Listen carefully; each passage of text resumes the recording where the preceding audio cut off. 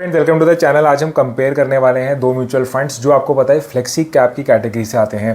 Flexi cap आपको पता है कि काफ़ी इंपॉर्टेंट कैटेगरी होती है जिसके अंदर जो फंड मैनेजर होता है उसके पास एक ऑप्शन होता है, फ्लेक्सिबिलिटी होती है कि वो कितना भी मार्केट के हिसाब से जो भी सिचुएशन चल रही है उस हिसाब से वो large caps, mid cap and small caps के अंदर एलोकेशन कर सकता है। यानी कि उसके पास काफ़ी अच्छी फ्लेक्सिबिलिटी होती है। ये डिफरेंट होते हैं मल्टी कैप्स के अंदर जिसके अंदर कंपेरेटिवली आपके अंदर 25% ईच मार्केट कैप के अंदर रखना पड़ता है। तो आज हम कंपेयर कर रहे हैं दो म्यूचुअल फंड्स। एक हमारे पास काफ़ी टाइम से और काफ़ी popular, that is the Parag Parikh flexi cap. And एक फंड है जो हमारे पास काफ़ी टाइम से है बट रिसेंटली उसकी परफॉर्मेंस काफ़ी अच्छी आने लगी है, that is the JM flexi cap group. तो इन दोनों हम म्यूचुअल फंड्स की बात करने वाले हैं। देखिए, अगर हम बात करें तो दोनों जो फंड्स हैं, दोनों फंड्स ऑलमोस्ट 11 ईयर्स से हैं, लेकिन आप अगर एसेट अंडर मैनेजमेंट देखेंगे तो आपको पॉपुलैरिटी का मतलब पता चलेगा। क्योंकि वहीं अगर आप देखेंगे तो पराग पारिक जो आपको पता है राजीव ठक्कर मैनेज कर रहे हैं, उसके अंदर ऑलमोस्ट 71,000 करोड़ रुपीज़ का AUM हो चुका है। यानी कि इतना ऑलरेडी लोगों ने इन्वेस्ट किया हुआ है। वहीं पे अगर आप जेएम फ्लेक्सी कैप को देखें तो 11 ईयर्स का तो टाइम है, लेकिन सिर्फ 3200 करोड़ का ही AUM है। यानी कि कोई कंपैरिजन ही नहीं है। AUM से क्लियरली पता लगता है कि इससे पहले सारा का सारा पैसा ऑलमोस्ट पराग पारिक के अंदर ही गया है। फर्दर अगर हम चलें तो देखिए, इंपॉर्टेंट है एक्सपेंस रेशो मार्जिनली आपका बेटर है जेएम फ्लेक्सी कैप का। अगर हम नंबर ऑफ स्टॉक्स देखें तो ऑलमोस्ट दोनों में इक्विवेलेंट है। ऑलमोस्ट अगर हम देखें तो ऑलमोस्ट 60 to 64 आपके जो है नंबर ऑफ स्टॉक्स है। यानी कि वेल डाइवर्सिफाइड म्यूचुअल फंड्स हैं, बहुत ज़्यादा कंसंट्रेटेड नहीं है। अब यहाँ पे जो नेक्स्ट पॉइंट हम डिस्कस कर रहे हैं वो थोड़ा सा डिफरेंट है हमारे पास, जो दोनों फंड्स को थोड़ा डिफरेंट बनाता है कि क्या एलोकेशन है। अगर हम मार्केट कैप के हिसाब से देखें तो कैसे एलोकेशन हुई हुई है दोनों ही फंड्स के अंदर। देखिए, जेएम फ्लेक्सी कैप को अगर हम देखते हैं तो यहाँ पे आपके लार्ज, मिड एंड स्मॉल के अंदर ऑलमोस्ट काफ़ी हद तक प्रोपोर्शनेट इन्वेस्टमेंट है। देखिए, लार्ज कैप्स में 40%, स्मॉल कैप्स के अंदर 38 एंड मिड कैप्स के अंदर 18। वहीं पे अगर हम पराग पारिक को देखें तो लार्जली ये एक लार्ज कैप बेस्ड फंड ही है। ऑलमोस्ट अगर आप देखेंगे सारा एलोकेशन आपका 56% is into large caps only and marginally आपका जो 7 to 8% is mid and small. तो ये एक पराग पारिक का फीचर रहा है कि जब से अगर आप देखेंगे फंड को तो वो एक लार्ज कैप ओरिएंटेड फंड रहा है।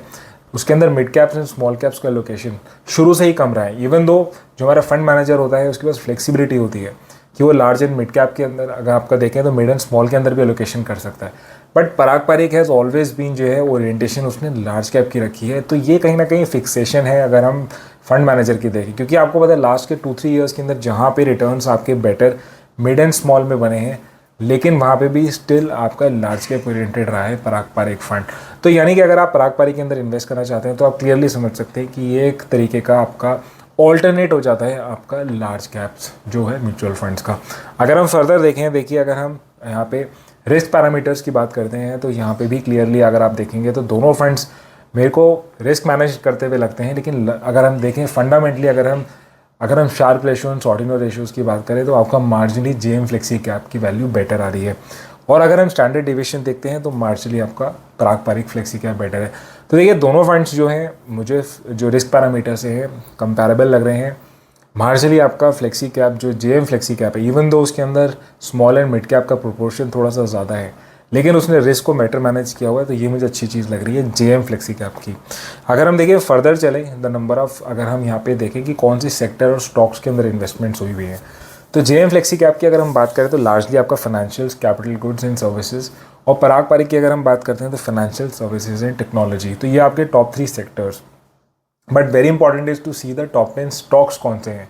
और यहाँ पे आपको मैं क्लियरली एक डिफरेंस बताऊंगा between the Parag and the JM flexi. अगर हम देखें जेएम फ्लेक्सी कैप की बात करें तो यहाँ पे आपका टॉप एलोकेशन आज के टाइम पे है, दैट इज़ दी फाइनेंशियल्स। जैसे हमने देखा था, we have HDFC bank, ICICI bank, SBI, then we have Infosys, Mahindra and Mahindra, Blue Star, we have Texmaco rail and engineering, L&T, Grasim, Bharti. तो आप देखते हैं क्लियरली, जैसे हमने देखा कि आपके लार्जली ये एक फाइनेंशियल्स हैं, इंडियन कंपनीज़ हैं जो कि आपकी टॉप 10 कंपनीज़ के अंदर हैं।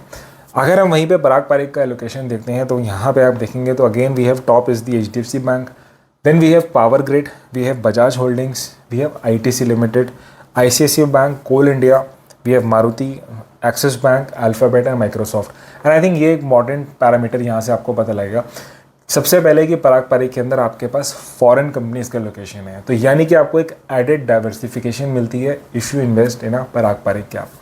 सेकेंडली अगर हम जब मैंने इसके अंदर फर्दर एनालिसिस किया था तो देखा था कि आपका जो पोर्टफोलियो का चर्न रेट है या टर्नओवर है, यानी कितने टाइम पे जो चेंज होते हैं, उसमें पराग पारिक जो है मोर और लेस कंसिस्टेंट है, यानी कि वो सेम ही फंड्स को रखता है। बाय एंड होल्ड की स्ट्रैटेजी है मोर और लेस। भाई जेएम फ्लेक्सी कैप को देखें तो वहाँ पे आपका टर्नओवर रेशियो थोड़ा सा ज़्यादा है, यानी कि आपका जो दोनों फंड्स के अंदर से हैं उसके अंदर जेएम फ्लेक्सी कैप का जो फंड मैनेजर है वो जल्दी जल्दी चर्न करता है, चेंज करता है पोर्टफोलियो के अंदर। सेकेंड, जैसे अगर आप देख सकते हैं तो पराग पारिक के अंदर थोड़ी वैल्यू ओरिएंटेड कंपनीज है। अगर आप देखें तो we have some of the PSUs companies like Coal India, we have some of the companies value oriented जैसे ITC आपको पता है कि वैल्यू ओरिएंटेड कंपनी है, जिसके अंदर आपको पता है कि अभी के टाइम पे काफ़ी अच्छा चला था जब वैल्यू बेस्ड कंपनीज चल रही हैं।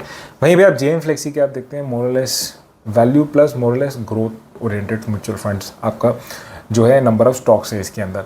सो वो एक मुझे डिफरेंस लग रहा है। बाकी मैंने जैसे आपको बताया कि फॉरेन कंपनी का location is much better and give you an added diversification जो आपको पराग में मिलता है।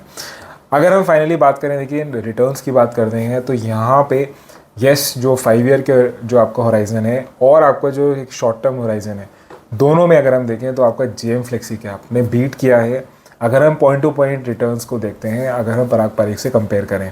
देखिए अगर हम वीडियो को कंक्लूड करें तो सिंपल सी बात है, अगर आप ऑलरेडी पराग पारिक में फ्लेक्सी कैप में इन्वेस्टेड है तो आप उसमें बने रह सकते हैं। कोई ज़रूरी नहीं है कि एक नया फंड आया जिसके अंदर हाल ही में रिटर्न्स अच्छे आ रहे हैं तो आप उसमें स्विच ओवर कर लें। अगर आप एक ऐसे इन्वेस्टर हैं जिसने अभी तक किसी भी फ्लेक्सी कैप पे इन्वेस्ट नहीं किया हुआ है, लेकिन तो ये एक अच्छा एक तरीके का मीडियम है जिसके थ्रू आप लार्ज कैप्स के अंदर इन्वेस्ट कर सकते हैं।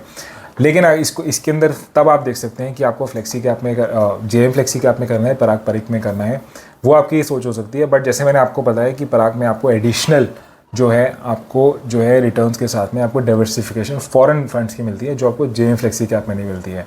बाकी जेएम फ्लेक्सी कैप के भी रिटर्न्स काफ़ी अभी के टाइम पे अच्छे आ रहे हैं, सो वो भी कोई बुरा फंड नहीं है। बाकी देखिए आपको क्या करना है, आपको अपने फाइनेंशियल एडवाइज़र की एडवाइस पे ही करना है, because this video is only for the education purpose. So I hope you like this video. अगर आपको अच्छी लगी तो लाइक करिएगा, चैनल पे फर्स्ट टाइम है तो सब्सक्राइब भी करिएगा, प्लस कोई और डाउट होते हैं नीचे प्लीज़ मेंशन करिए। So thank you, that's all.